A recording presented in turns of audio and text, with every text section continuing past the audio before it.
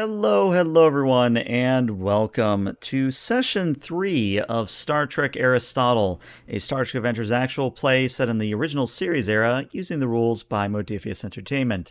My name is ELH the Game Master, and joining me are some lovely individuals who we'll meet right now. Starting with Shizno, if you could tell us who you're playing, anything you want to shout out, and things of that nature. Hello, I'm Shizno. I'm playing Captain Waylon Cullen. He is an eccentric individual. And for any shoutouts, I would like to shout out the, firefighters dealing with the wildfire smokes up in Canada right now. I want to thank them and their families for helping out and anyone who's supporting them right now. That's my shoutout. There you go. Very nice. I love it. Yeah, that's the situation up there isn't great, but we do appreciate anybody who's helping with that situation. All right, Krell, what do you got going on? Yo, my name's King Cairo. I'm playing Lieutenant Commander Krell, the Chief Engineer of the USS Aristotle. And let's see, shout out. You know what? We have a lot of good video games coming out right now, so shout out to video game developers. There you go. Nice. I know for a fact that Shizno and I have been playing Baldur's Gate 3 nonstop, so. Oh, Lord. Thestral, what do you got going on? Nothing going on here, but hey, I'm Arwen, and I play the Lieutenant Thestral, the Senior Communications Officer for the USS Aristotle. And I will just add on to the sentiment that Captain Cullen said. Unfortunately, there's been no shortage of need for emergency responders all across the United States and the world. So thank you all. If there are any listeners out there happy to be doing that work or have anyone affected by that work, deepest thanks and appreciation for that. Very nice. Very nice. And certainly last but not least, Minetti. Hey there, folks. My name is Gray. I'm playing Lieutenant Junior Grade Manetti. Nothing to shout out. I would like to echo the same sentiments that the other players have all expressed. I can't put them in better words than them. So I'll just say that if any of you are in danger or have recently experienced danger, I hope things are getting better for you. Very nice. Very nice. All right. With that said, let's get the intro video going and then we'll start playing.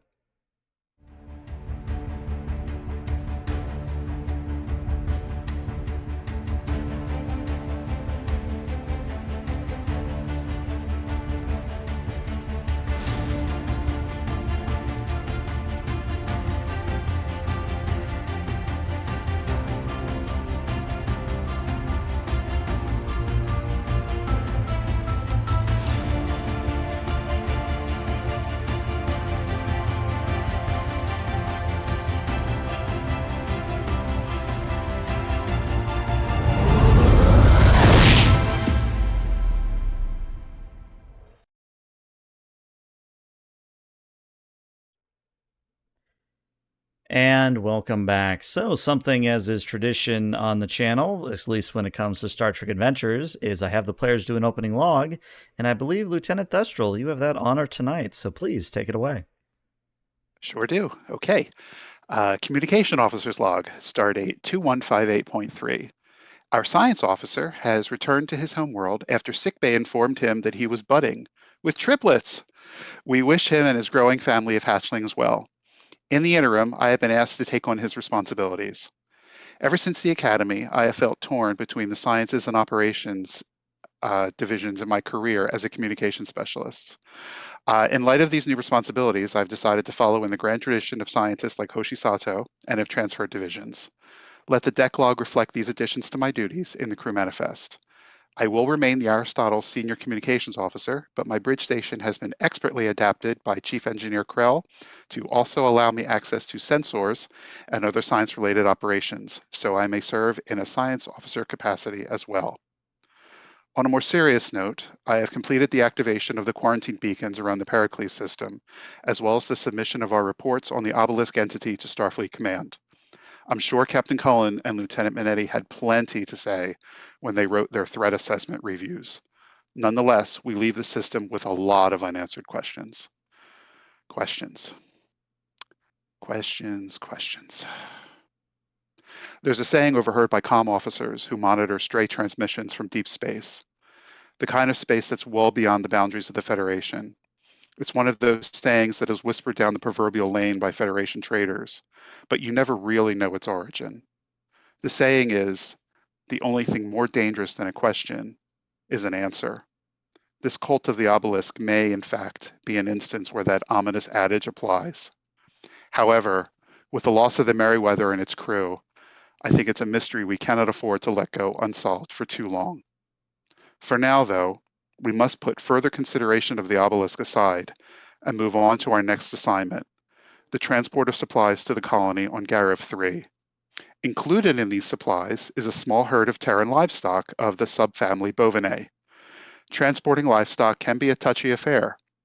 You need to prepare for their unpredictable behavior, manage their methane emissions, and insulate them against the stresses inherent in interstellar travel. If anything, their presence will make the long-haul warp interesting, but hopefully not too interesting. Computer, and log and file, including annotations to the deck log as appropriate. Very nice. You may have 1 momentum for that opening log, which I think brings Yes. you to 2, thanks to chat. Thank you, chat, for the extra momentum as well. So, where we begin is just kind of a standard shot of the Aristotle at warp. You guys are indeed between stars at the moment. You probably have about a week left before you'll arrive at Garif 3. So, lots of time to pretty much attend anything that you want to pursue in your own time or any professional endeavors you want to cover. And since the ship is pretty small, it's about 7 decks, best I could tell anyway, and you've maybe got about 30, 35 crew aboard, I'm just going to sort of go down the line here, and we're just going to sort of check in with each character before I start throwing little bits of potential plot at you all. So we're going to start with Minetti. Minetti, what are you doing on the ship? Why are you doing it? And who's involved? So Manetti has assembled his half dozen security officers in the gym of the ship. A place that Manetti is possibly at a bit more than his duty station, but we won't talk about that. And he is trying to get a feel for this new security team, and he feels the best way to do that is to both engage with them physically and intellectually at the same time. So he is essentially quizzing his security team members on various Federation laws, and if they're incorrect, then he demonstrates a restraint or an arrest method, something like that, on them. Okay, all right. Tell you what, we'll kick this off with a roll. Give me a presence security difficulty of 0 here. And of course, if you roll a complication, that'll be interesting. That would be really interesting with a different row. 2. All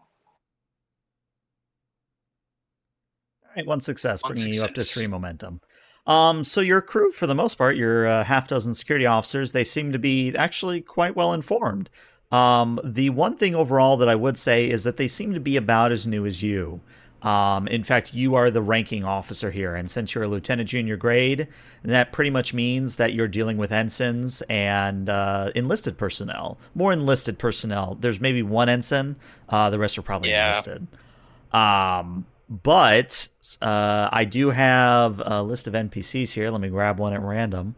One of them is Senior Chief Thoth. She is a Vulcan.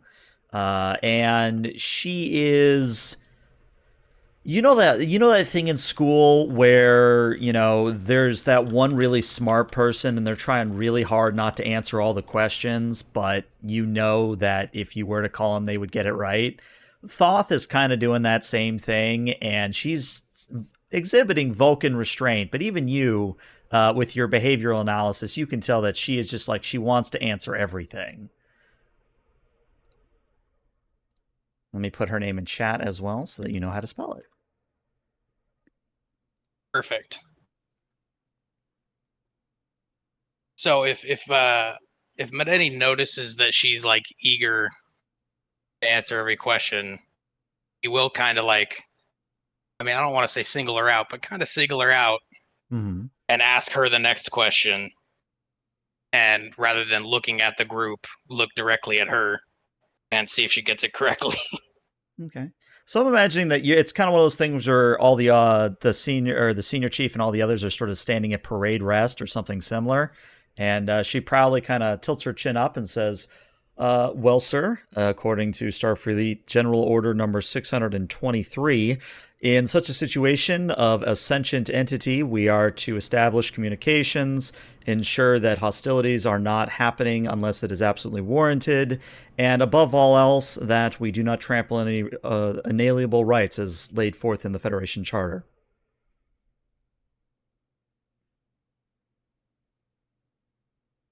How many years have you been in service?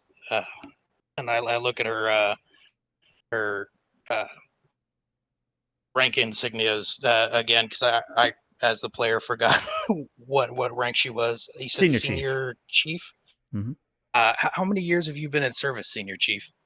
Uh, next month will be 6 years, 5 months. I don't think I need to go on.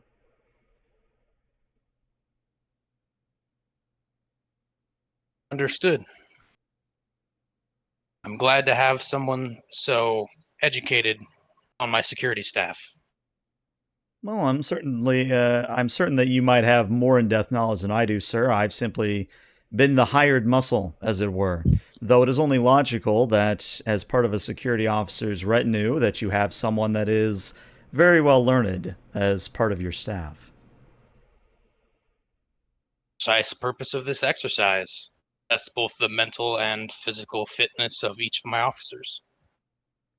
Though I do have a question, sir, if you'll allow me. Granted. I have seen something along the lines of a CrossFit flyer across the ship. I'm curious what this CrossFit is exactly.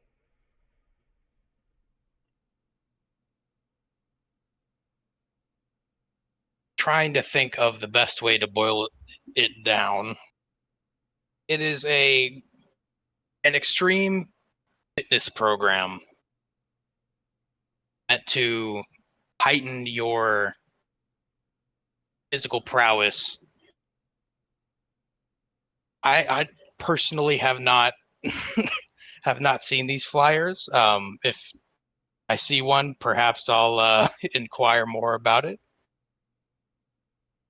Very well, sir. I was simply curious. Curiosity is an important part of our job. He makes a mental note to talk to Thestral.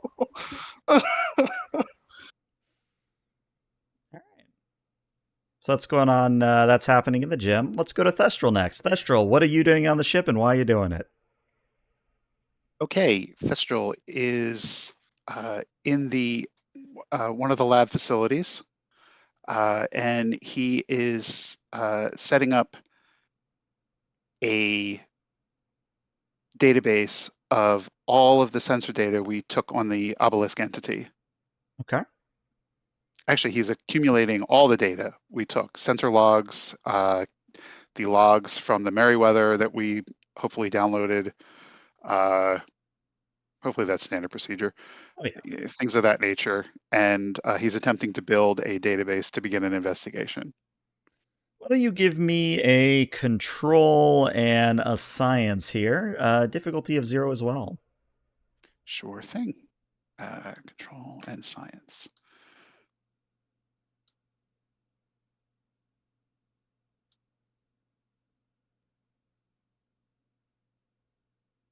Okay. All right, survey Yay. says 2 successes, meaning you're up to 5 momentum. Well done. So, what I would say is that it's pretty trivial. I mean, you're a communications officer and a science officer, so it's very easy for you to correlate all this data into a significant database. But one thing that will sort of stand out to you with that many successes is that even with quarantine of the system, there's always a chance that someone else could bump into that obelisk down the line.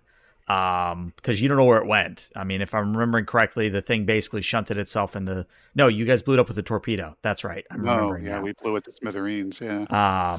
So, is there other obelisks in the Pericles system? Is there a chance that there's obelisks outside of the Pericles system? You don't know. There's a lot of questions, and as you said in your opening log, sometimes you just don't know, and finding out might be worse than knowing. Um, so it's just one of those things where, as you're poring over this database, you're just left with a lot of questions and a lot of unanswered sort of what ifs, as that were. Um, but as you are, sort of working on this, you also have one of the NPCs check in on you. And let me roll dice here. All right. You are going to be visited by Petty Officer Crimson. Now, that's not actually his name, that's just his nickname. His full name is Willie Crimson Garrison, and I'll put that in chat as well. But in general, he is one of your underlings. He is pretty skilled when it comes to xenoanthropology. But as, he kind of pokes his head in the lab and goes, excuse me, sir, do you have a moment? I'm still not used to being called sir. Come in. Come in. Thank you, sir. It's nice to see you. I've heard you called Crimson. Is that right?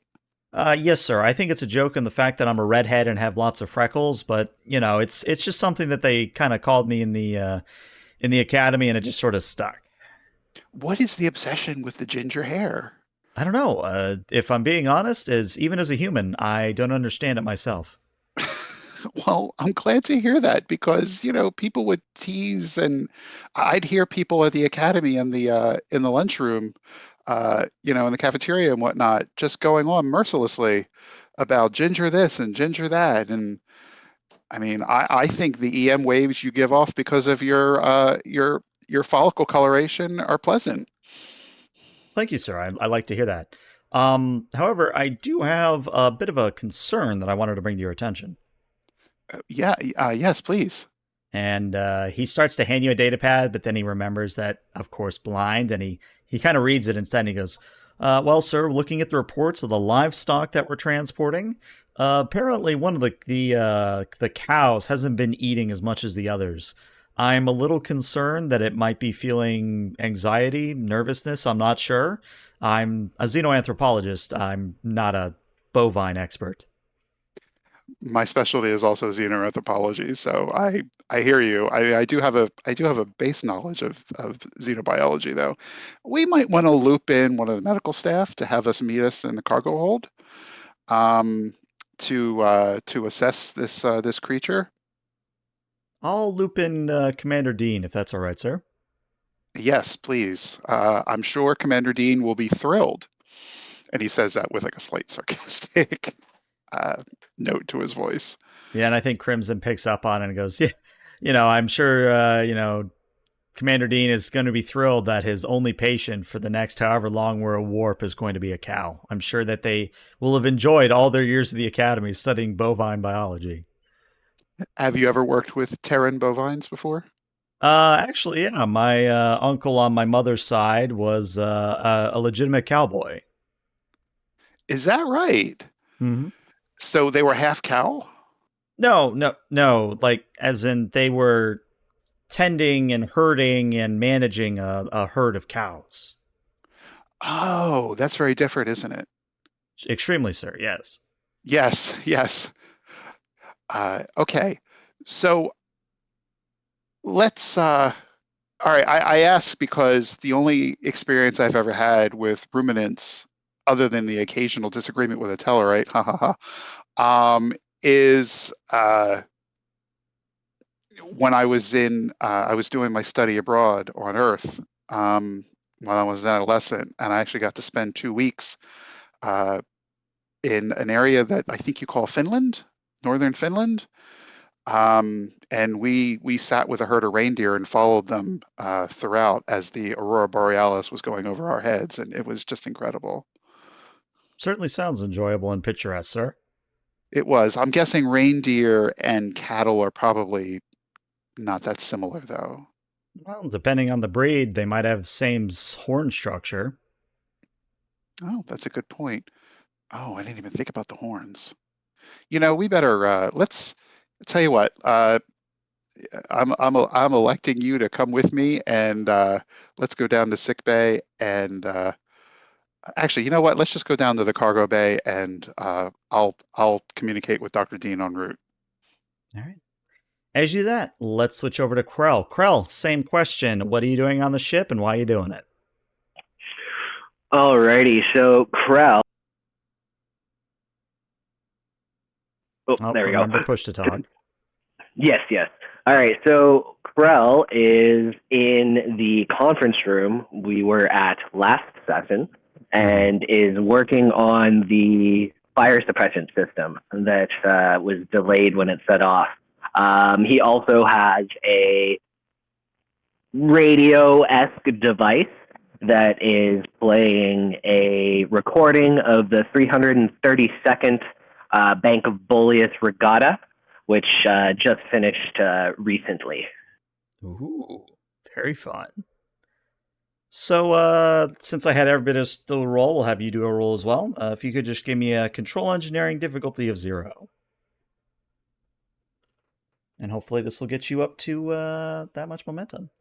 All right, 2 successes. Yeah, actually at this point, you guys are capped at 6 momentum, and you actually have a floating momentum in case you want to spend it on anything. Oh, let's see.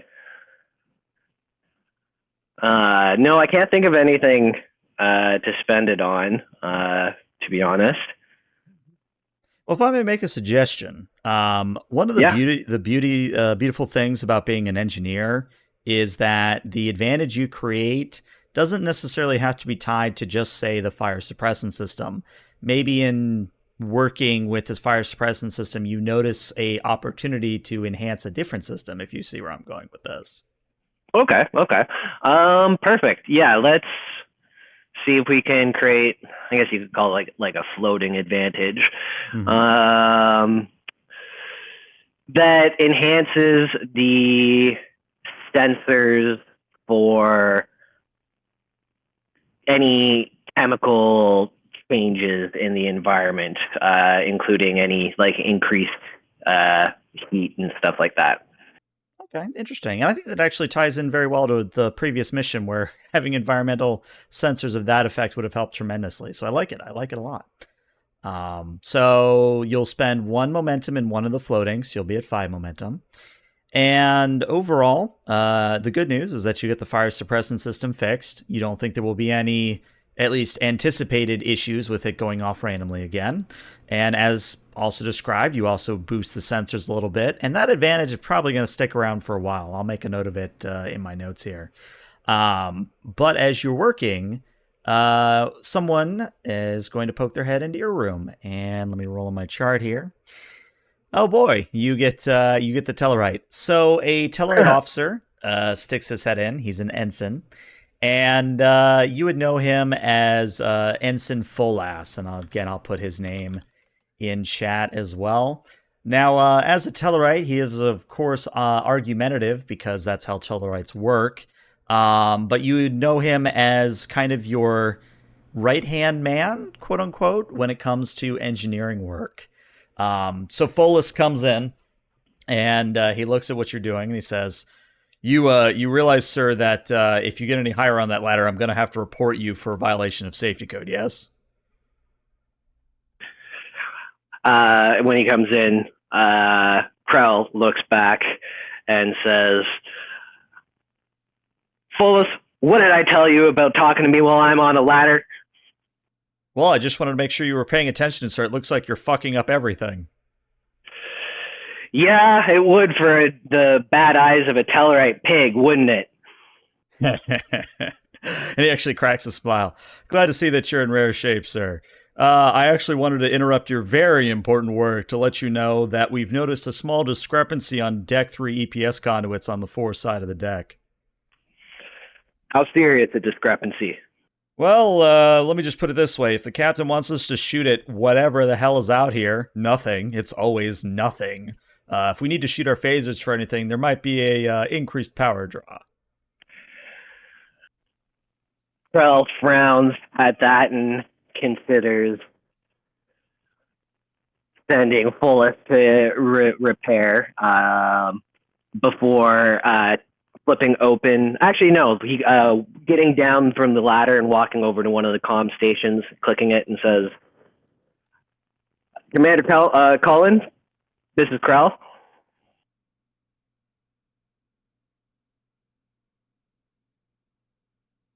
Oh, Shiznar, are you on mute? Yeah. What did he say? Sorry. I'm just calling you over the intercom.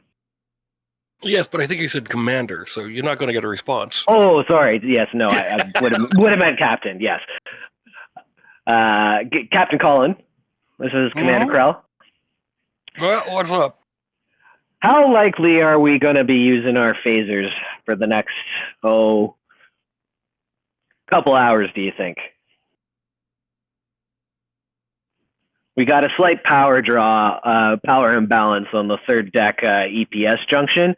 Is going to be drawing some additional power to the phaser banks to compensate. Well, let's how about we have those phasers fixed up and operational by the time we reach our destination.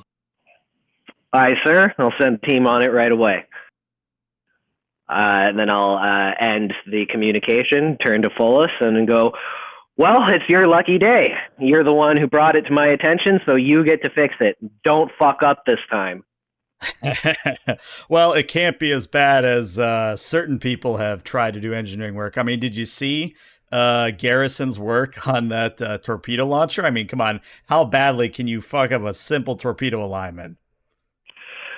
Oh, never underestimate the ability for Garrison to fuck something up. Yeah. Kind of feel bad for him, actually. I mean, he's kind of like a punching bag. Every department needs its punching bag. Just be glad it's not you. Well, that's the thing. If you punched me, you'd be getting rock hard adamantium. You wouldn't be getting that weak and flimsy paper that Garrison is made out of. Yeah, it's only going to be rock hard if you've overstuffed your gut again. I know you. Yeah, fuck you too, sir. I'll see you later. At ease. Have a good one. All right. And finally, we come to the captain. So, Captain Cullen, what are you doing on the ship and why? He's in his quarters, actually. He's this is off-duty captain. Mm-hmm. He's has a water bottle in one hand, and he has a cup of coffee, what you would assume the other one, and he's just shimmering around his place there in a robe, just spritzing some plants. Half of his quarters, though, is an interesting concept. It's dirt on the floor. And he's just walking around in the dirt, just squeezing it between his toes, and he's just spritzing more plants as he's going around. He has like a nice little vine mess already growing through the ceiling already, with a lattice he installed, and he's just spritzing, humming to himself some old Earth song. Interesting. So, like, I'm envisioning, because, again, Strange New Worlds is kind of my metric for the new TOS era. Basically, instead of, because, God, why am I blanking on his name? The captain, what is his name? Pike. Pike, that's his name, yes. Why did I forget that? You know how Captain Pike kind of has the kitchen thing going on? Like, is it more or less where instead of Captain Pike's kitchen, you have instead basically a garden? Yeah. Okay. So what I would say is, as you are going about your garden, enjoying your time off, you do get a chirp on your communicator from Commander River. He'll let it trip a couple of times, and then he'll head over to it and answer it. Colin here? Yes, sir. I hate to bother you in your off hours, but we have an interesting report from Starfleet Command that I thought I'd bring to your attention. Well, bring it down to the quarters. Aye, sir. I'll be there momentarily. And then, maybe about 5-10 minutes passes, and there's a chirp at your door. Yep. Come in. Okay. And Commander River, your first officer, does step inside. She is holding a pad, and she kind of looks around and goes, it's my first time in here. I see that you have definitely personalized the space, sir. Oh, yeah. You gotta make it personal, or you're going to go stir crazy. Yeah, did I ever tell you about the first few times that long voyages were done in space, especially the hauling trips? I don't recall anything of that nature, sir. Oh, okay. Well, this is before the Federation. So hauling trips between Earth and Mars. Now, yeah, we had warp drive, but there was times where they couldn't rely on it dependently. Uh, Especially when we had flare-ups in the system for micrometeors and stuff like that. They're ripped through a defense screen instantly. So they'd have to take the long way. Unfortunately, some captains would lose their minds, or crew members would, because, staying in the tin can for so long, you'd forget what Earth is. So the way to keep grounded is literally having some ground with you. I like to get it between my toes every now and then, just to remind myself that, where I came from, where I went to, where I lived. She kind of looks at it. Is that from Earth, sir, or is that non-Terran soil? It's from Earth. Judging by the composition and color, I'm guessing perhaps northern France? Just looks at you for dirt's dirt. Well, that might be true, sir, but there's always a different quality to where you get your dirt from. Take northern France, for example. It's a very rich soil with nutrients and oxygenated and other bits of minerals that are very important for growing wine. Yeah, if I want to grow wine, I'm just growing house plants that are sturdy. These plants, normally I don't have to water them. I can leave them alone for a few days at a time. They're simple. They're easy to care for. But I like them because no matter what condition they're in, they're going to survive. Much like, humans. That's why I like them. Simple plants, not the delicate wines you have to. You're just looking at grapes, waiting for them to get fat so you can squish them and then drink them later. No. If I want fruit, I'm going to eat it right away. I'm not going to crunch it into wine. Although Well, it is good then, wine. I will have to find you a different anniversary visit whenever we spend a year together on the ship, sir.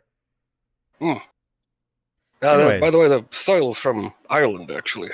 I wouldn't have guessed. But I do unfortunately have a bit of interesting news, sir, and she kind of offers the pad out to you. Okay, sit. Let me go get you, do you like milk?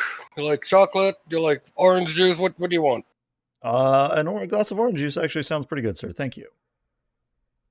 He'll go and make you a cup of orange OJ. Like pulp? No pulp? Little pulp? Dealer's choice, sir. Pulp it is. And yeah, he'll bring over and he'll drop a single ice cube in it. Nice. There you go. Thank you, sir. This report's a little bit weird, sir, and I only glanced at it to make sure it was for you, but perhaps you should read it. All right, let's take a look here. He's reaching around and he grabs a pair of glasses and he puts them on. Imagine literally Jeff Bridges' Big Lebowski trying to sit down on the sofa and look comfortable. That's kind of what I had in mind. All right, so you look at the report, and it's actually a announcement that one of your fellow professors back at the academy is being recognized for one of their achievements in the field of biology. And let me actually put a name on this guy. Let me consult the NPC list. It is a Cation, Corilla, or Korea, I think is how it's spelled. It's a Cation name. It's always going to be something that trips me up. You'd think I'd pick names that I can say. But for Professor, it's Turia. That's what it is, Katuria. So Professor Katuria, they are, being recognized for a breakthrough in what appears to be the generation of a very strong and very tactile silk. Something even stronger than spider silk, for example. But the reason this is relevant to you is because in their acceptance speech of the reward, they do mention Captain Cullen by name as being an inspiration and that they wish the captain was here to join them in the celebration. He just reads it over a couple of times and he just smiles. And he's like, I gotta make myself a letter now. Thank you, number one. It's just between the dirt in my toes and this, you've made my day. I thought it might, sir. Though, I do have one question, sir. Hmm. How many times have you had to carry cows between the stars, sir? Between the stars? First time. Between land masses, a lot. Hmm. Actually, one of the boys on one of the English ships there, he didn't tie down the mast properly, and oh, you never want to see someone get hit by a mast. It's a mess.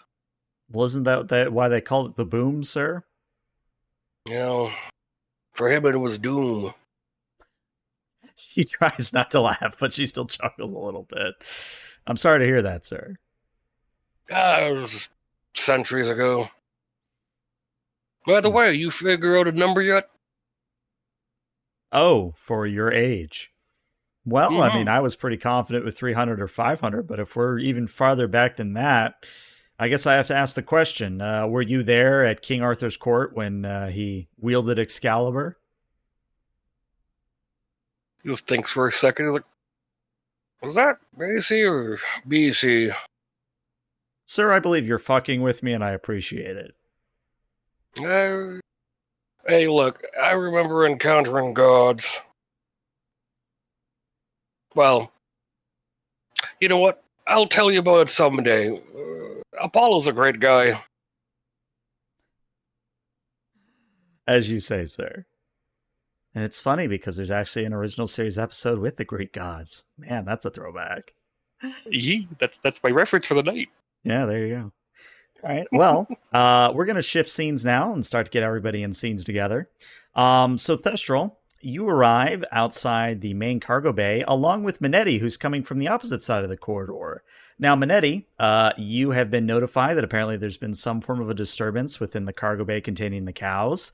And about, say, 30 seconds into your conversation, Krell, you're also going to arrive because apparently there's been an alert with the fire suppression system in the cargo bay as well. Oh no. I didn't know you had an expertise in cows, Mr. Krell. What's a cow? No, I meant something here about the fire suppression system, I say as I'm reviewing the report on my pad. Oh, that's not good. Well, I was just here because I heard of there was trouble with an anxious cow. And I'm looking around to see if any representative from sickbay has shown up yet. Not yet. Oh, No. you mean those big animal things where we've got in the storage room A? The bovinae, the subfamily bovinae, yes. Yeah, humans have weird creatures. Right? I still like them. Well, well, after you, sir. All right, yeah, I'll head into the storage, or I guess the cargo bay, not storage area. That'd be too small. Yeah, I'll go into the cargo bay and see what the frou-frou is about. All right, so Minetti, Thestral, and Krell, you guys all step into the cargo bay, and what you see is, for lack of a better term, moving. Hey. You see that the cargo bay has been configured in sort of a larger pen situation where about 6 to 7 of the cows are contained within this pen.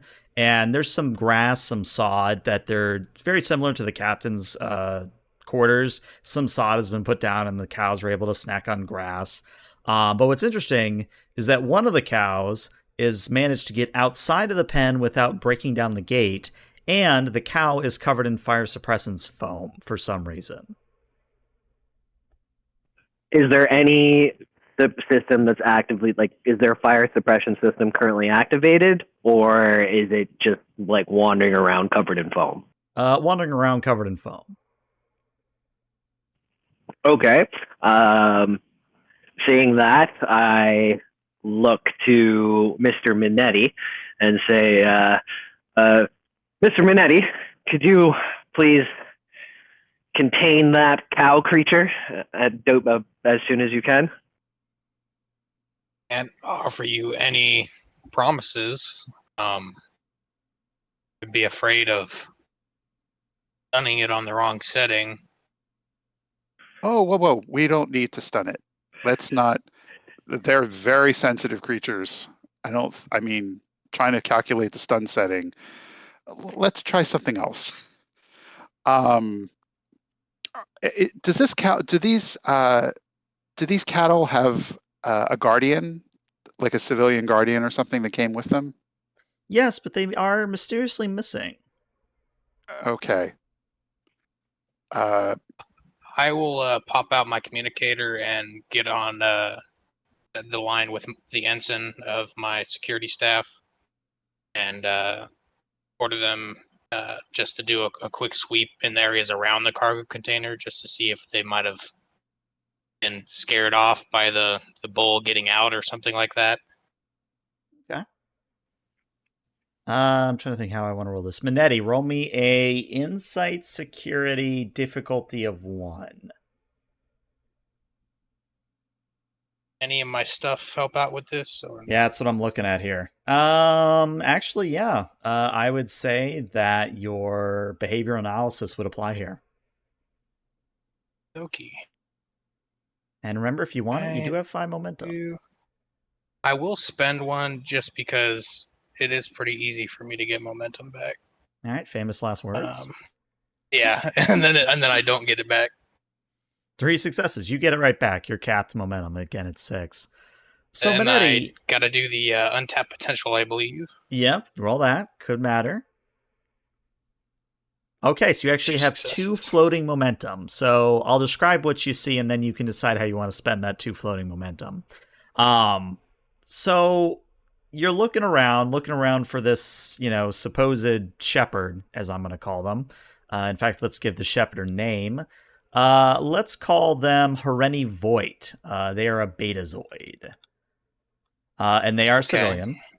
And you're looking around, and you do see that there's a chair where Voight probably was, seated, just watching over their herd.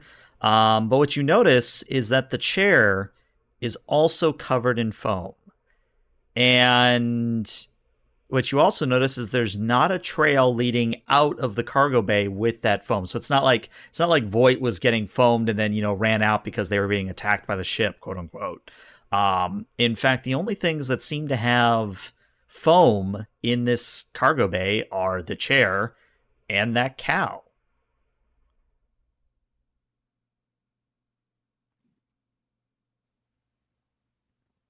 This presents complications. Mm-hmm.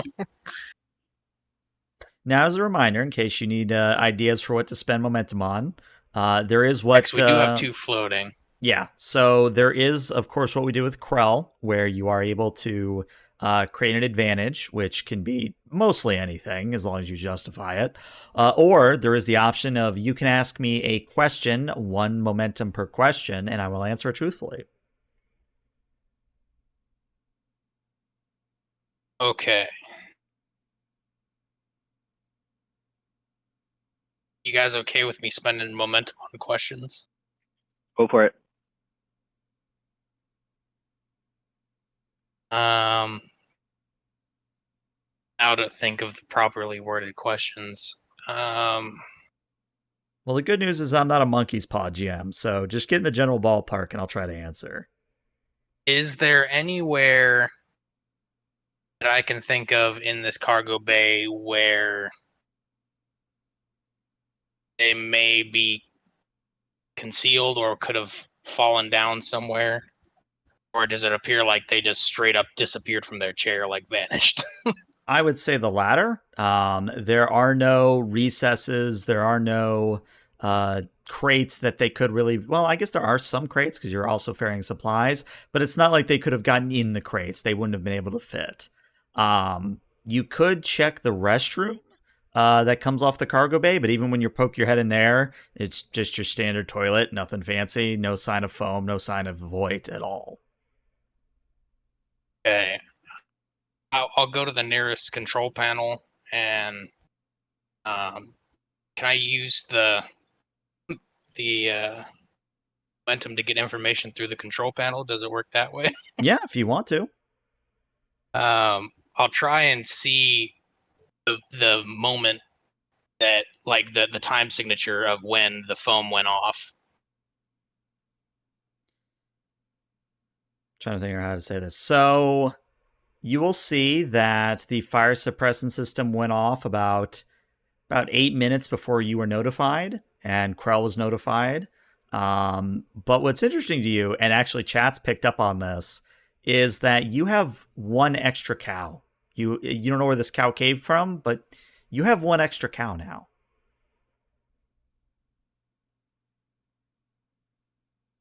Now, Lieutenant Commander, math wasn't exactly a strong point of mine in the academy,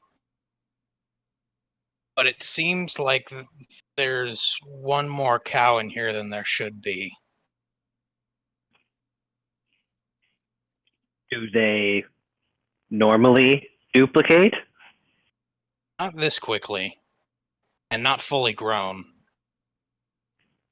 They have a much more natural mammalian life cycle. They have to be birthed as small infants.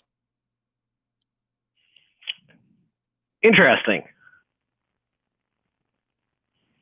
It was a betazoid, wasn't it? I believe they were. I Yes. believe so. It looks like the time signature for when the systems were activated was 8 minutes before we were notified.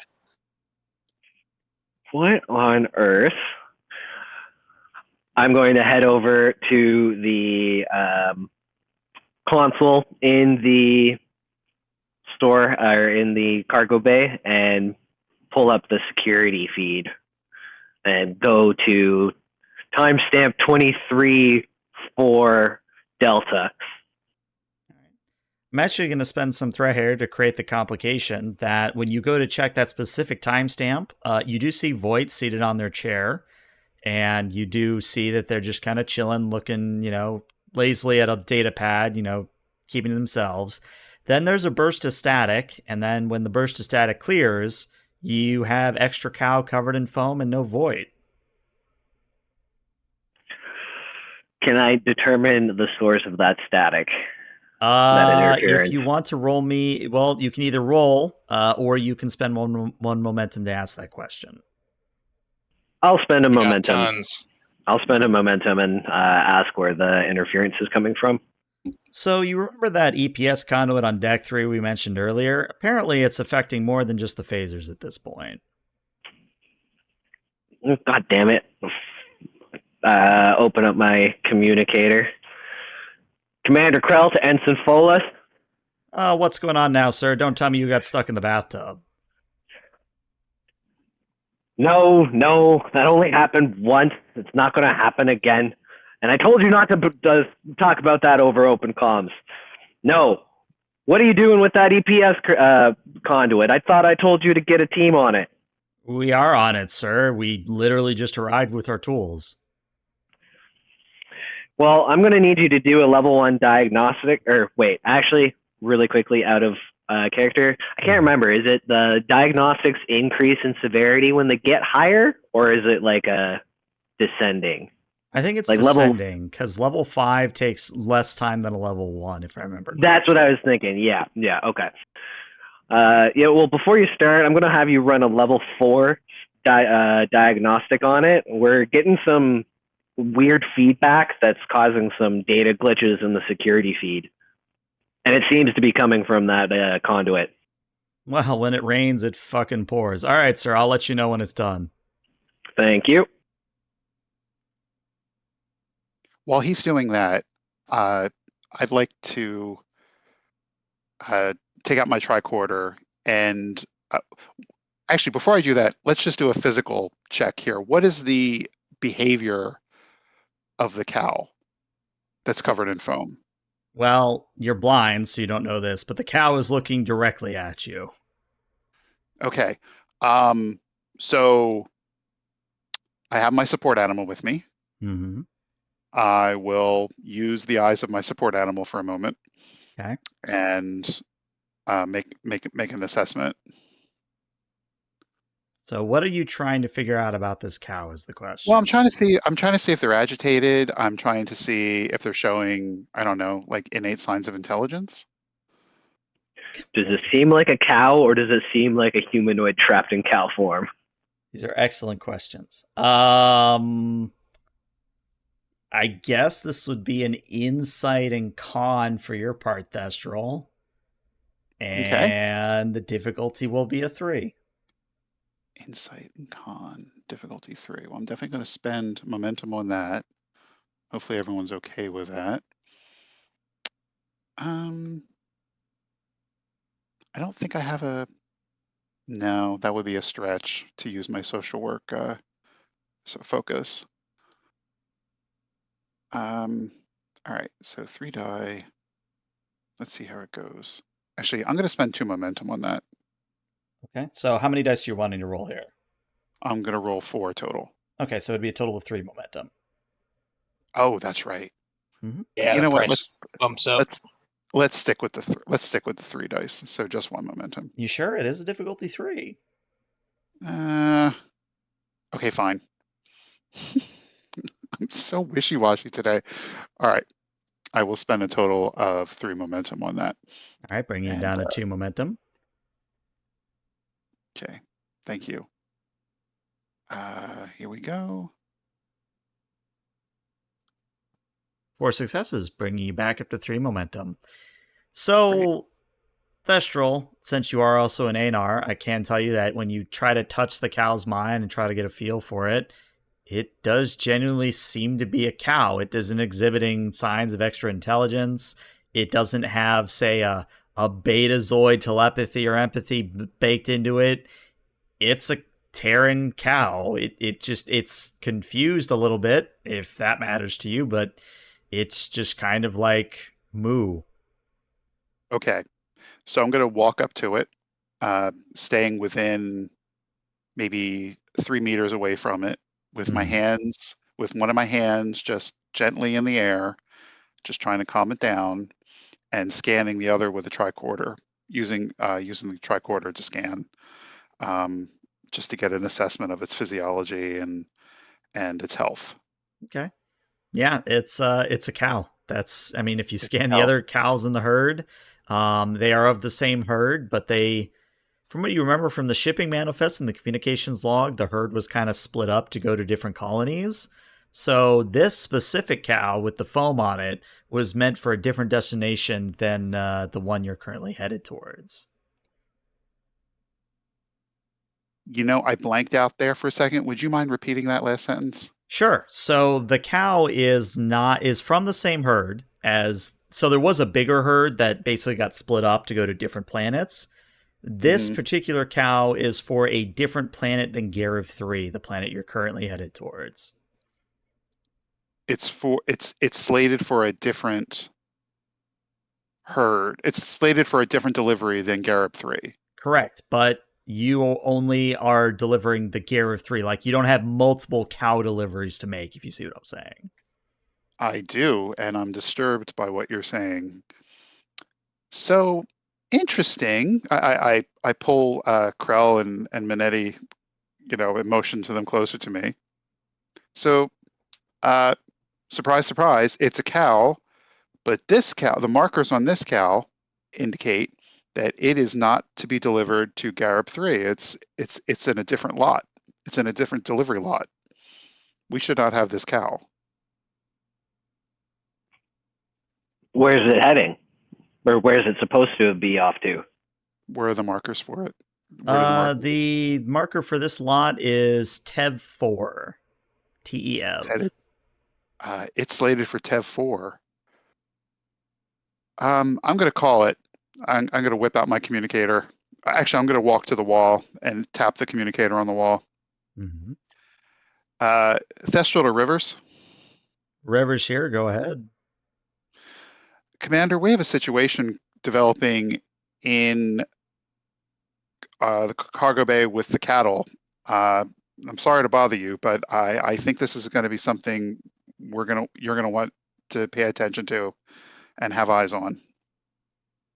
Are they in danger? What's going on? Be more specific. apologies, Commander. We have one more. We have the herder, who the shepherd for the cattle, has disappeared, and we have one more cow than we should. And the cow, according to the electronic markers on it, is slated for Tev and not for Garib. Interesting. Let me loop the captain in on this, and we'll get back to you. Very good, sir. And momentarily, we switch up to the ready room, or not the ready room, I guess still your quarters, because Cullen, you're still off duty. And Rivers is still there. Like, she's still in your quarters. So you heard all of that. So Rivers just looks at you, Cullen, and goes, well, sir, what do you think? We dealing with a subspace anomaly? Do we have a transforming betazoid? Just thinks for a moment. He's like, well, could be an entity from the 8th dimension swapped places with the herd keeper and the cow on the other ship. So I'd just say contact the other ship, find out if they had an unsuspected shepherd show up. Prudent course of action. I'll clean my toes and meet you on the bridge. Aye, sir. And then, yeah, while they're communicating with the other ship, we go back down to the cargo bay for the time being.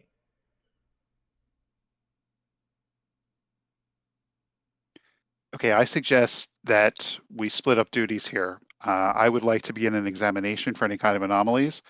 Mr. Minetti, perhaps you could try to coax that cow back into the pen. And Mr. Krell, what do you think you should be doing right now? Krell's currently not paying attention. As you see, he has flipped out his data recorder and is listening to the regatta. You can see him. He's like, he's got a frown on his face, and he's like, "What? God damn, no! The 5th place is no good." All right, I'm going to walk over to you and put your hand on your shoulder. How are things going at the regatta? Not well. My family's team is in 5th place, and I wouldn't be surprised if they're in 7th or worse by the time it's over. But anyways, well, you know how there. races are as unpredictable as the situation we're in right now. They could still prevail. At the moment, though, I'm sorry, sir, but we could really use your attention here. Yes, of course. Sorry. Extra cow, and not supposed to be here. Right. Covered in fire suppressant. I'm going to begin a scan for any kind of anomalies. What do you think would be how do you think you could best contribute to this mystery right now? I got to think about that out of character. Let's see. Engineer. Well, yeah, I'll try and figure out why the fire suppressant system went off in the first place. Excellent. I was waiting for someone to ask. Krell, since you do have that advantage you created earlier, I'm going to say that this was a difficulty of 3. It's going to come down to a difficulty of 2. Go ahead and give me another insight engineering difficulty of 2. Alrighty. Let's see. Not really thinking any of my focuses apply. Perhaps starship maintenance, but I think that's a bit of a stretch. I'll give you starship maintenance. Why not? Alrighty. So you said control engineering? Insight engineering. Insight engineering.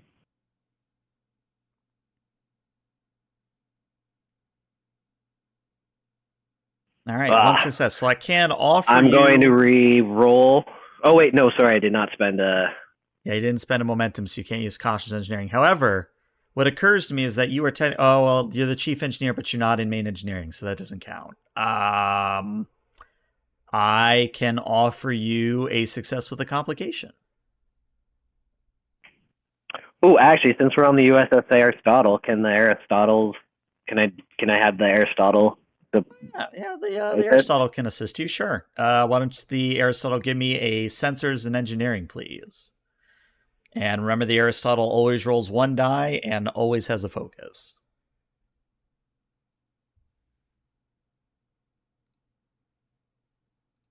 Yeah, no help from the Nope. Aristotle either, unfortunately. So yeah, I guess at this point it's either you just fail or there's a success with a complication.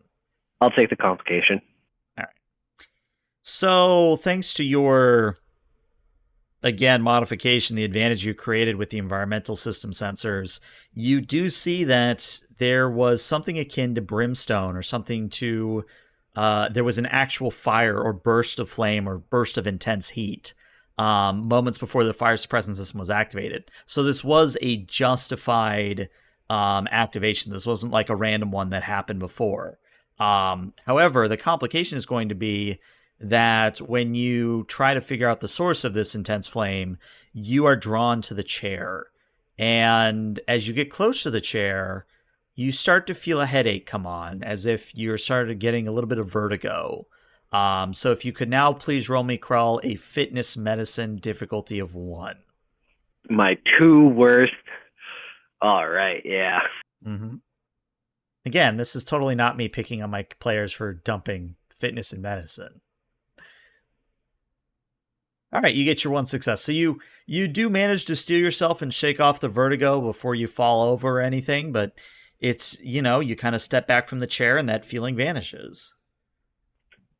Oh, that's very unpleasant. I'm going to take out my tricorder and try and take some readings on the chair. Okay. You scan the chair, and what you get back is that, yeah, there's a subspace vacuole located about 2 inches off the seat.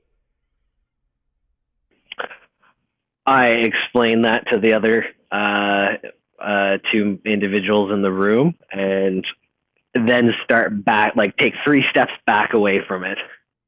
Okay.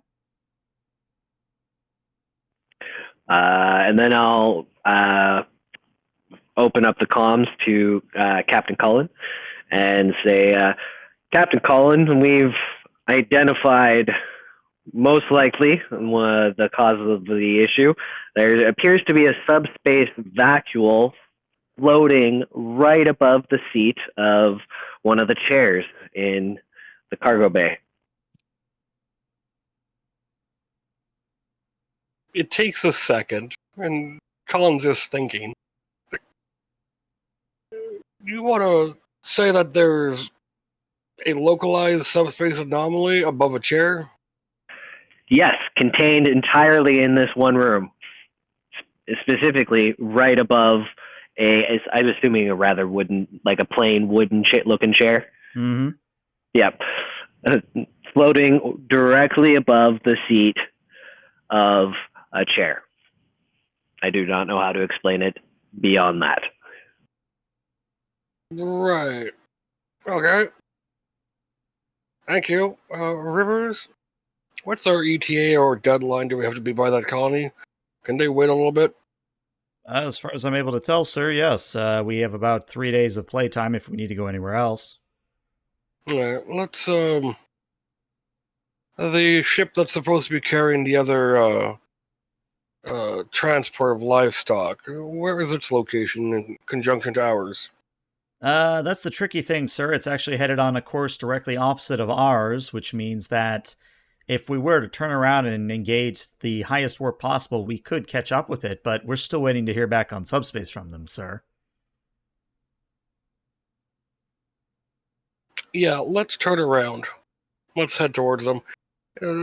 Just because whatever's happening here how small is their ship compared to ours? They are also a Kelsey May class, sir. And actually, let's give the Okay. ship a name now that I think about it. Let's call this ship, as I scroll through my scientist's name here, let's call this the Sabine. This is the USS Sabine. Let's try hail them again with a priority 1 alert. Aye, sir. Because, Again, it might take a while, but I will send it out immediately. Well, hopefully they get it before we get there and they can talk back and forth. But yeah, let's intercept highest warp possible. Aye, sir. Helm, please set new course and engage at highest possible warp.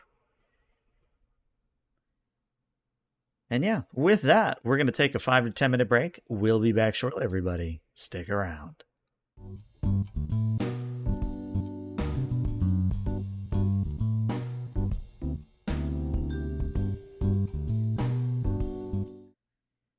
And welcome back to part 2 of session 3 of Star Trek Aristotle, where the players are dealing with an additional cow and a subspace vacuole and just some strange going-ons in general. So, where we resume is all of you have come to a conference room to better fill in Captain Cullen. And I'm actually also going to give you a little bit more information you would have found out as you study the subspace vacuole. So as this is a subspace vacuole, it's one of those situations where it's kind of like a wormhole, a miniature wormhole of sorts, that it takes in matter from one location and spits it out in another. Apparently, when you were at warp, you hit this thing and it passed through that same EPS juncture that has been causing issues, and then for some reason became lodged in the cargo bay above a chair. That you're still figuring out, but you start to have some answers at least. Yeah, that answers my question about we're traveling at warp and it's somehow traveling with us. So we're tethered to it somehow.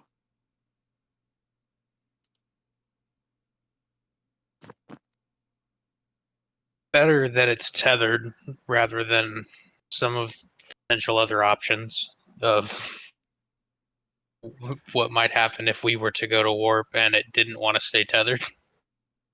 Well, true. Well, I'm just concerned about the damage it did to the EPS conduit. Let's. I'm wondering if maybe we should get these cows farther away from this vacuole and examine this chair to see if there's anything remarkable about it.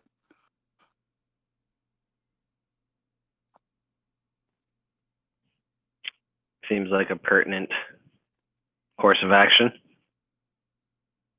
Well, my concern is this a subspace vacuole or is this a localized wormhole? How did we get an extra cow? Vacuoles are supposed to just gobble something up or spit something out. This targeted something that was familiar to the herd.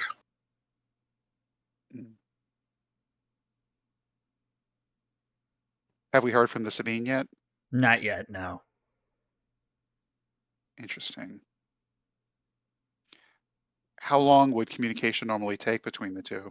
Hopefully, Thestral would know that. Yeah, you would know that without any. Well, yeah, you would know that without any roll required. The earliest they could reply is within the next 30 minutes. Okay. All right. So it's not out of the ordinary that they haven't replied yet. Correct. Right. Are there any subspace emissions coming through the vacuole? Not at this time, no. But theoretically, it could spit something out at any time. Anyone have a fez to throw through? Actually, that's an interesting idea. Do we have any rope that's used to tether up the cattle? I mean, you could also replicate some. You could have some rope, sure. Yeah, let's get some rope and a weight and tie it to the end of the rope and for science, of course, and throw it into the vacuole. Might I suggest tying a class 5 microprobe to the end of that rope? That is a good idea. Yes, sir. I will. I'll have one brought down. I'll whip out my communicator. Darn it! I'm sorry. I'm like my memory is the person that was working with me, the xenoanthropologist, Crimson. Yep, Crimson, Petty Officer Crimson. Petty Officer Thestral to Petty Officer Crimson. Go ahead, sir. What's up? I need a Class 5 microprobe brought down to the cargo hold 2 immediately. All right, be there shortly.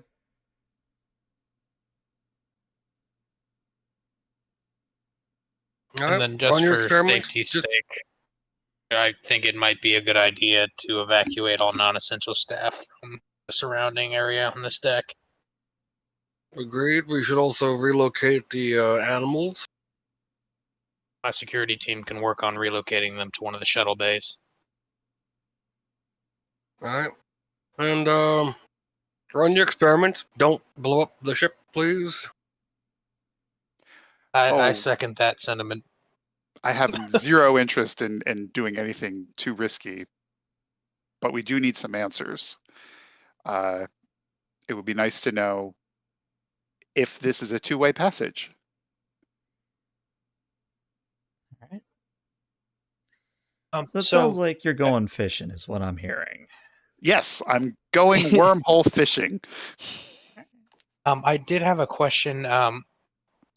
What was this herdsman or herdswoman, herdsperson given quarters on the ship, or were they actually staying in the cargo hold with the cows? They were one of those types that stays with their flock, so they were just kind of chilling here in the cargo bay. Okay.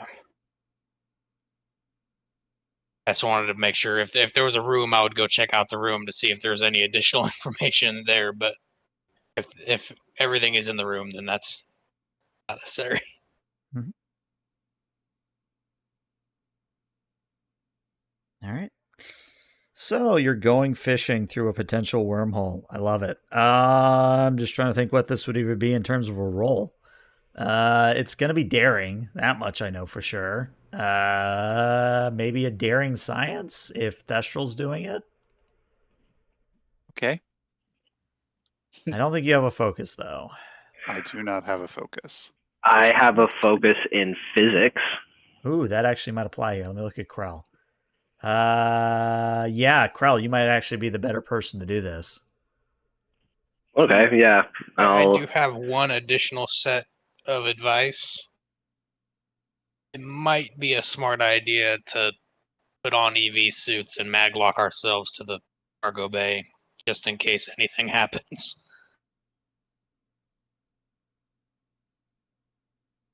Okay. There's probably some EV suits laying in In a locker nearby, yeah. a locker. Yeah, for Locker. sure. That was the word I was looking for. Yes. Mm-hmm. All right. So we have a Manetti quick will gather up suits for everybody and get dressed, I guess. So there's a quick montage of you all getting into environmental suits and getting ready to go fishing. And yeah, what I would say is that whoever's doing the main role, it's daring science. You can have one person assist you. They will also be rolling a daring science, and then we'll just sort of see what happens. Yeah, why don't we have Krell and Manetti do this with Manetti assisting, and I'm just the big ideas person. My I'm just daring going to science stand is way at back. least 13. Alrighty. So using focus. So what's the difficulty? Sorry, the difficulty will be a 3.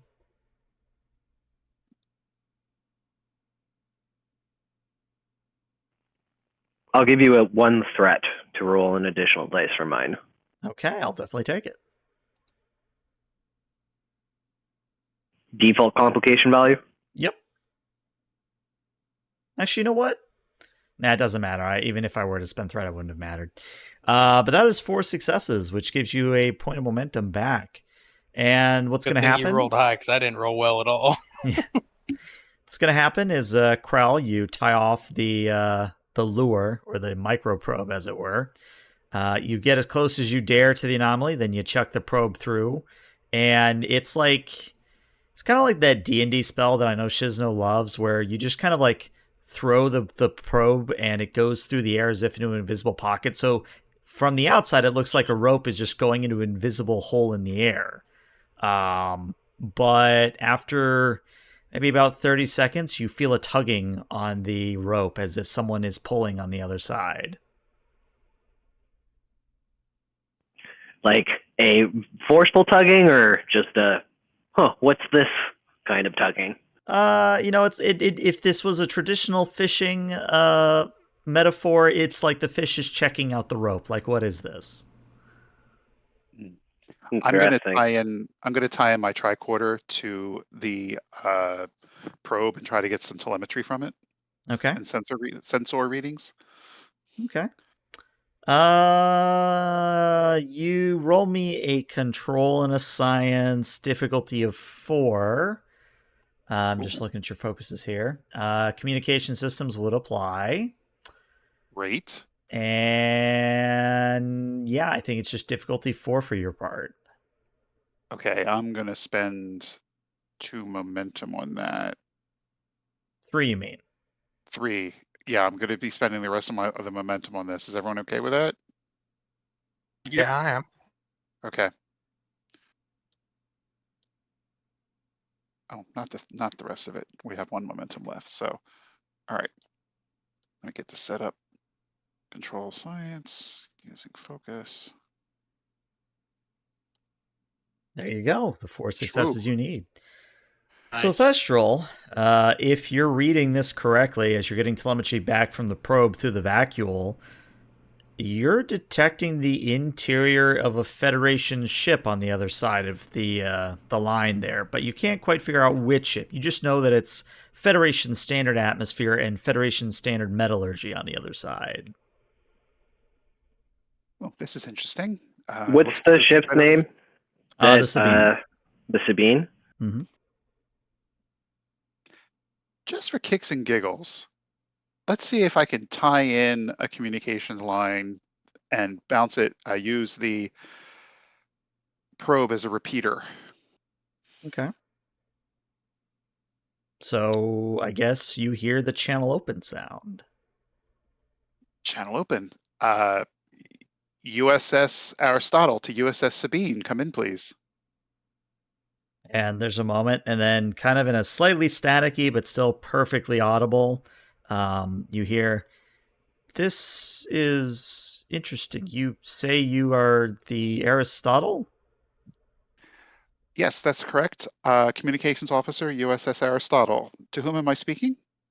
You're speaking to Commander Weatherson of the Sabine. We were just investigating why one of our cows has gone missing and why we have a betazoid aboard our ship. Very confused betazoid. I think we can provide some additional details, sir. We have an additional cow here, and we are missing 1 betazoid shepherd. Interesting. So this is a localized temporary wormhole? It looks like it. We sent a probe through attached to a rope. Yes, I can see that. It's lying on the deck plate in front of me. How is how is our missing man? I cannot speak today. How is our missing shepherd? Well, they're a little confused, a little bit shell-shocked, but we have our chief medical officer looking them over for any anomalies, but I suppose they could go through the anomaly again if we think it's safe. But my question is, Okay, how are you going to get a cow through this thing? that is an interesting question. Uh, this is, I believe, our captain should be involved in this conversation with you. I'm going to patch him in now. Go ahead. Captain Cullen, I have Commander Weatherson of the USS Sabine in our unorthodox communication link through the miniature wormhole, sir. All right. Captain Cullen here. What's your status of your vessel? I'd recommend you hold course or you alter course to meet with us. We're on our way to you right now. Yeah, we actually just received your message and we were about to reply based on the earlier communication, but we're actually en route to rendezvous with you, so that works out perfectly, sir. Well, excellent. That way there we can get the bovine all situated and get our betazoid back and you get your cow back and everything's good at McDonald's farm. My only concern, sir, is what do we do about the miniature wormhole? I mean, my understanding of wormholes is that things like this, even though they seem to be stable at the moment, they could vanish in moments' time. Well, I'm sure you got scientists aboard your ship. We got some of ours on this project right now. We're going to scan it as much as possible. If we can replicate this, well, then the galaxy is our oyster to explore. My thoughts exactly, sir. Would you mind if we attempted to throw something through our end? As long as it's not biological. We don't know if sending someone through will destabilize it further. We were actually, what I was thinking, sir, is I was going to throw a plant through. Well, plants have feelings too, you know. Do they? Just use testing equipment. How about that? Aye, sir. And after a moment, a similar Class 5 microprobe comes through the hole in the middle of air and flops to the ground. Well, did you get our Class 5 microprobe? Captain, we did. This is thestral monitoring. We did. Excellent. Actually, well, did we? Yeah, you did. You did. All right. It does smell faintly of brimstone, though. Like it does seem like it did get a little bit on fire, just a little bit, just a little bit heated. I'm going to take some readings of the probe with my engineering tricorder. Excellent. Go ahead and give me a insight or a reason engineering difficulty of 2.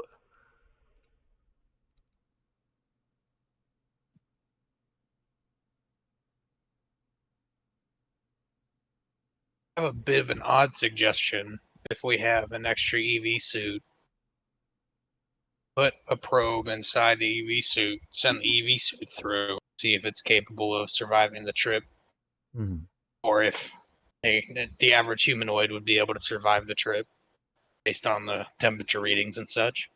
All right. Physics focus. I'll give it to you. All right, 1 success. So I can offer you a success with a complication. Sure. So, as you are taking readings of the probe and figuring things out, what you realize is that whatever is in between you and the Sabine is more or less not quite the interior of a star, because that would instantly vaporize anyone traveling through it. But it is like a Class Y demon planet environment, where for like a second or two, you could survive it without an EV suit. That's probably how the Cow and the Betazoid ended up where they were. But that's also why the fire suppressant system activated. And that's the complication, is that as you look at this new probe, the fire suppressant systems activate and spray it full of foam. And you as well. No.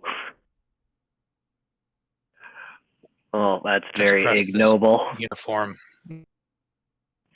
Yeah, I'm going to have to get a new uniform synthesized. Damn it. I'm just glad it's not me this time. All right, Mr. Medetti's suggestion about an EV suit may be more on the nose than he suspected, given the Y-class environment this seems to be connecting to. I'm going to call to Astrometrics and have them... Well, actually, before that, is the Sabine in the general, same sector, a sector over, or are they rather far away from us? They're pretty far. Like, you guys are going to the galactic left, and they are going to the galactic right. Okay. Yeah, I'm going to call Astrometrics and have them do a review to see if there's any Y-class or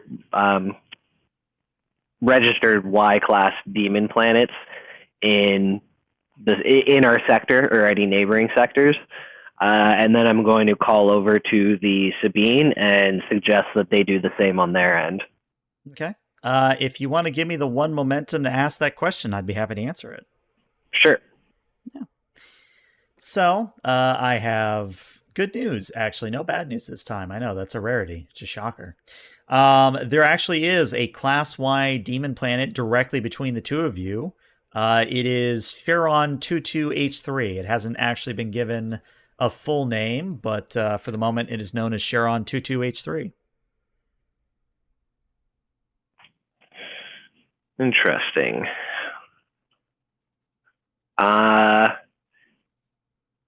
I'm going to have them transfer all information on Sharon.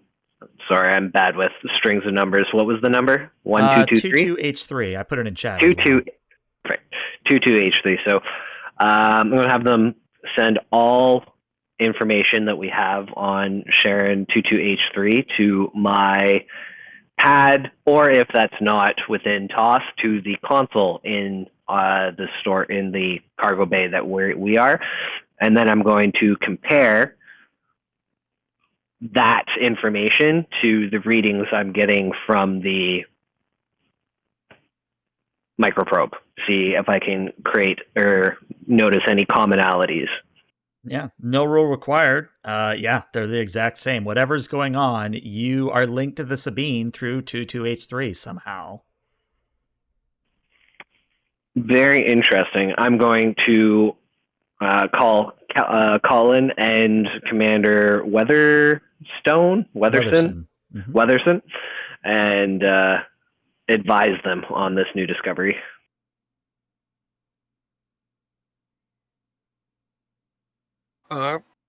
Did we pass by the system at all at any point in time? Not that I'm aware of, sir. In fact, even on our end, 22H3 isn't on anywhere on our route either, but it is conspicuously in the middle, at least in a galactic sense.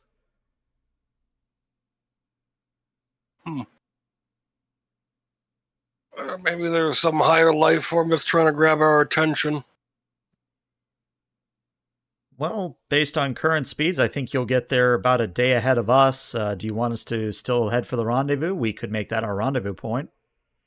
Yeah, let's have it set there. That way, if we need any assistance, we have you. All right, sir. We'll make it. We'll make it happen. In the meantime, over here on the Sabine, I'm going to have this place cordoned off, and we're just going to continue doing scans on our end. But do we want to leave the probes as they are to facilitate communication? Yeah. And we'll do that. Keep in contact. Keep in touch. Report anything weird on your end. We'll do the same. It'll be done. I'd like to continue my scan of the chair, Mm-hmm. see if there was any particular reason it is tethered to this spot above the chair. Why don't you go ahead and give me a reason science difficulty of 3? So you would have to give me threat to have a chance to pass here. Yeah. Okay. Let's give you threat. Okay, how much threat you want to give me? Just one. We'll do it a one-on-one. Okay. We'll just do 1-to-1. Oh boy, giving you threat. Okay. I probably don't have any focuses on this. And here we go. I don't suppose I could use the ship to assist. Yeah, the ship can assist you with a sensor science. Okay. So could someone roll the ship for me? Sure. All right, already 2 successes. That's good.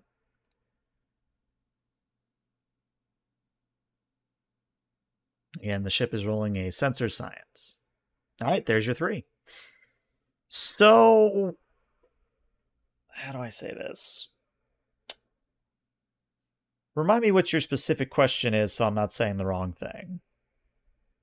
Oh, okay. Suddenly we're becoming very monkey pawly, I see. Okay, fine. Fair play. My question is there any particular characteristic of the chair that would tether an anomaly of this sort to it, or attract it or keep it in place? Okay. Yeah, that's what I thought. I just wanted to be sure.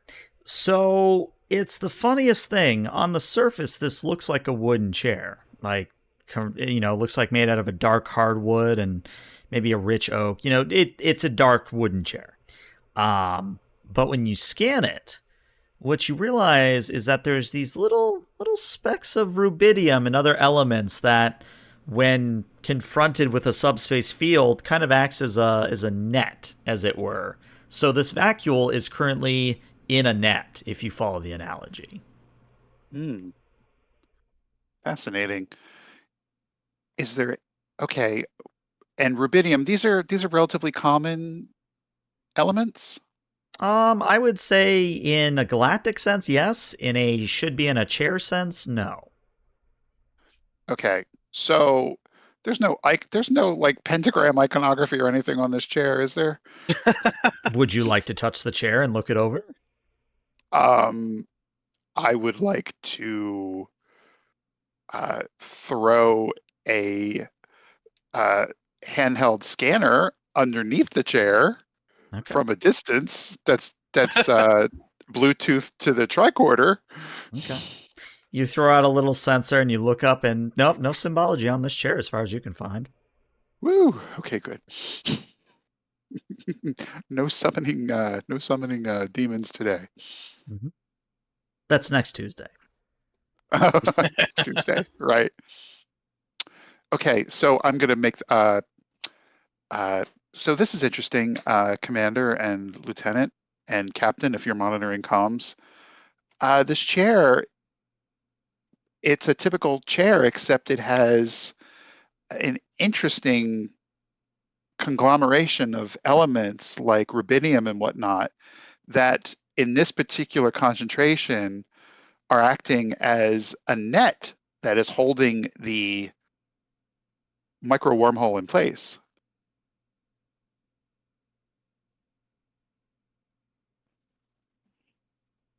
All right, you should let the Sabine know that too. See if they have anything similar. I'll pass on my sensor readings through our connection directly to their ship. All right. And what I'm going to say is this is where I'm going to spend for the reversal, because reversals are fun. That the moment you send that data over, you hear suddenly the Sabine go to red alert, and Commander Weatherson reports, whatever the hell you just sent over, something just hit the ship, sir, and our Betazoid is missing.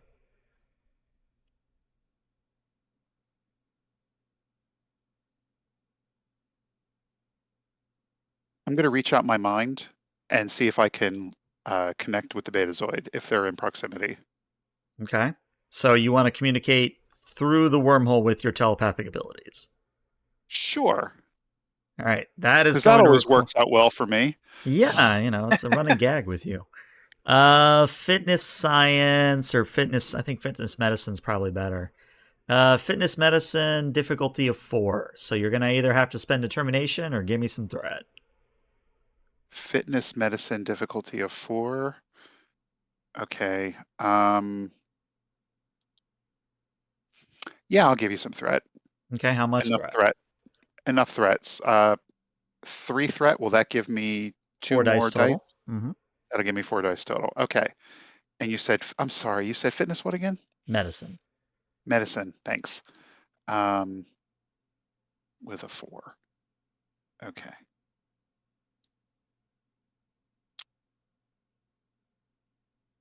All right. Unfortunately, not enough for me to offer success with the complications, which means this is going to be a failure, but it's still going to be interesting. So you reach Right. out your mind, and you're expecting to feel something through the connection.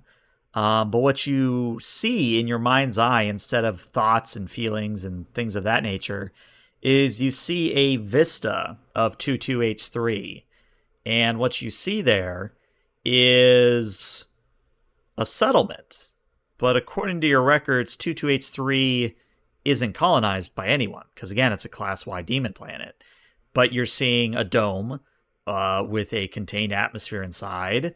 And you also see that on the outskirts of this dome, there are these big arches, each in one of the 4 cardinal directions.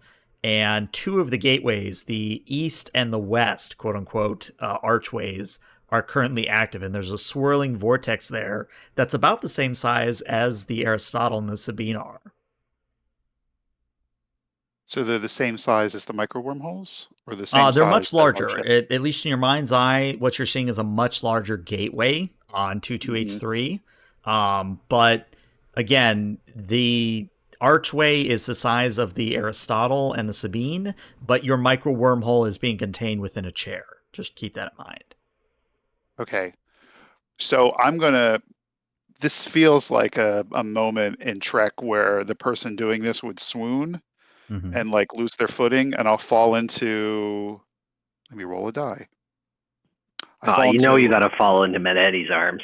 I'll fall into Manetti's arm. I might be the only one fast enough to catch you. Okay. Whoa. Did you catch me or did you let me fall? Yeah, I mean, if there's no roll involved, I'll just catch you. I didn't know if I was gonna get prompted to Fitness, actually security, catch you. difficulty 0. Let's get you some momentum. There we go. Right. And martial arts would apply as a focus here. I kind of Nice. want to say a complication just so he throws him to the ground. Okay. Two No, successes. 2 successes. All right, so you're up to 2 momentum. Yeah, you catch him, no problem. And he'll try and prop him back up on his feet once he feels like he's stable enough.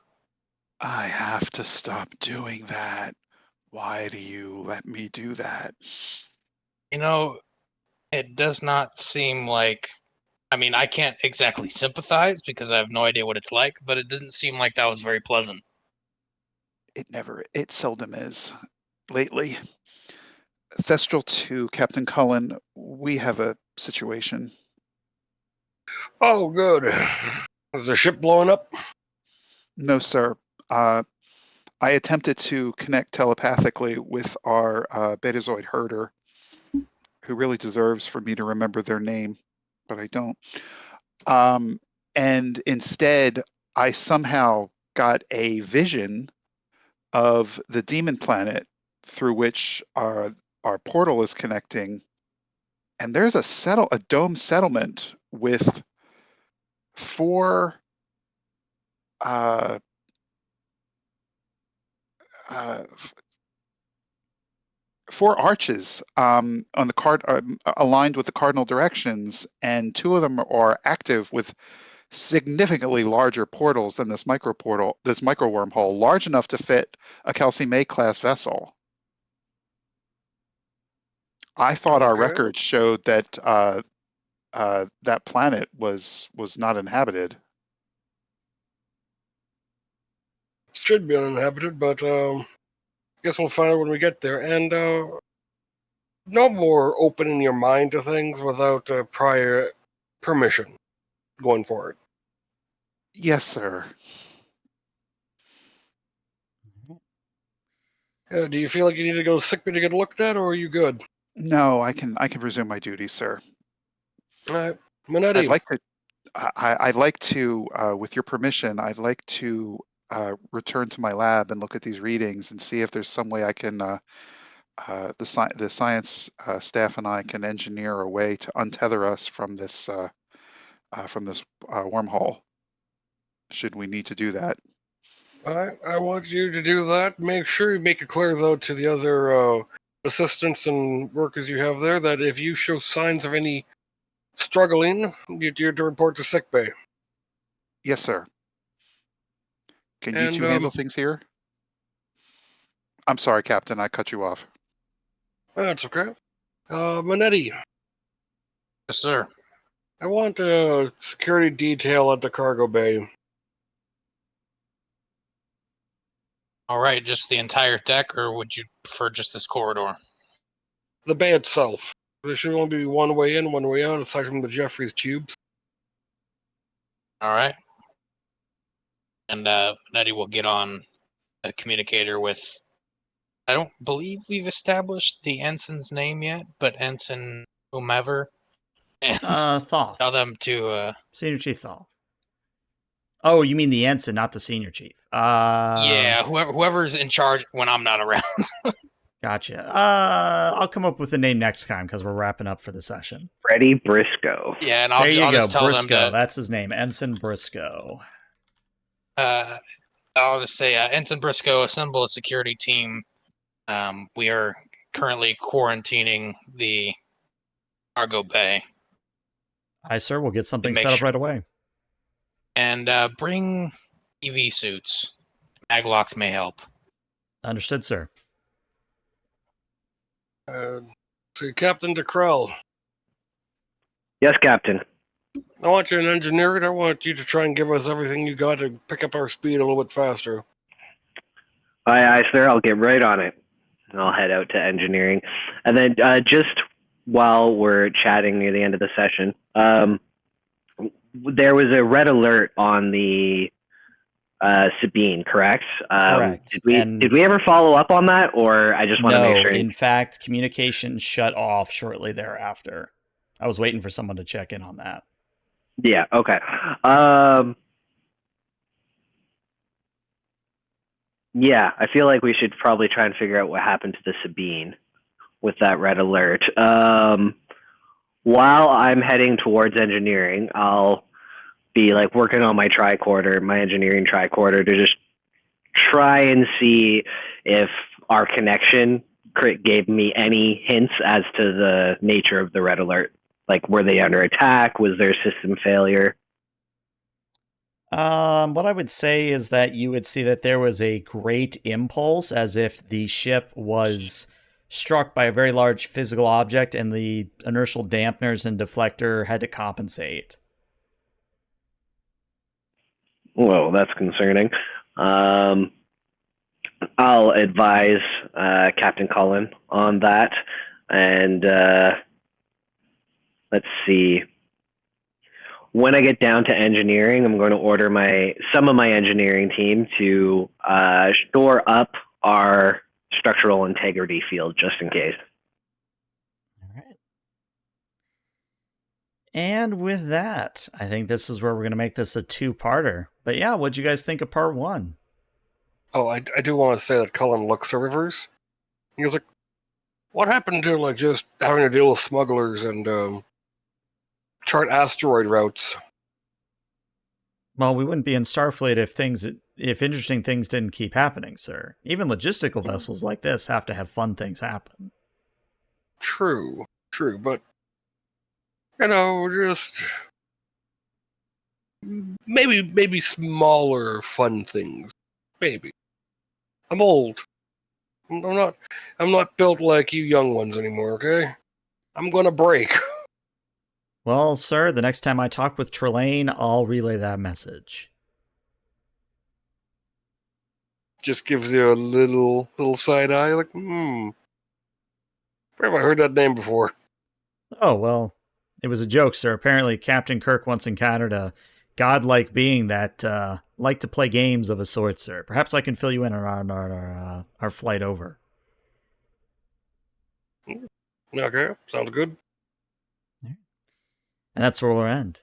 But yeah. What'd you guys think? It was Good. great. Cool. Love it. Yeah, I'm Definitely expecting. seems like we got caught in the shrimp net. I'm expecting us to encounter the Doom Marine. I mean, maybe. It is a Class Y planet. You never know. Can I just give a particular recognition to Krell, King Cairo holding his own with the sarcastic banter with his Tellarite subordinate? Thank you. That's just how I talk with my friends. I'm second nature. It was wonderful. Well done. It's always fun when someone's not ready for the Tellarite and they're like, I'm sorry, are you angry at me? No, I'm just playing a Tellarite. All right, well, Twitch, stick around because we're going to raid somebody, but YouTube, we'll see you later. Bye-bye, YouTube.